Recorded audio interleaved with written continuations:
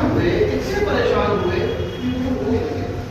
और रोते रोते रसूल सल्लल्लाहु अलैहि वसल्लम के पास वापस काम करके लौटना था, रिटर्न होना था, लेकिन वो काम कंप्लीट करने गए ही नहीं,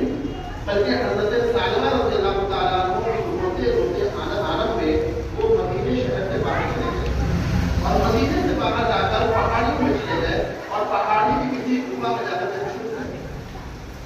अब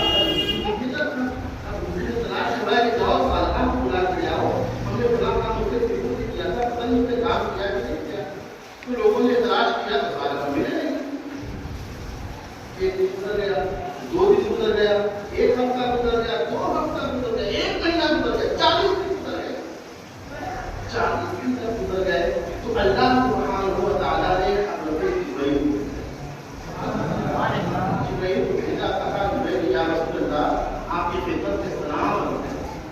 आपका एक उम्मती, आपका एक सहाबी, आपका एक खादिम, आपका आशिक, ये एक अमल ऐसा हो गया है जिसकी वजह से वो बहुत शर्मिंदा है, शर्मसार है और शर्मिंदगी में वो रो रहा है या वो खुला पहाड़ की पहाड़ी में और गुफा में कैद हो गया है। नबी पाक सल्लल्लाहु अलैहि वसल्लम ने 2 सहाबा को बुलाया, एक हज़रत उमर रज़ियल्लाहु तआला अन्हु और दूसरे हज़रत सलमान फारसी रज़ियल्लाहु तआला अन्हु।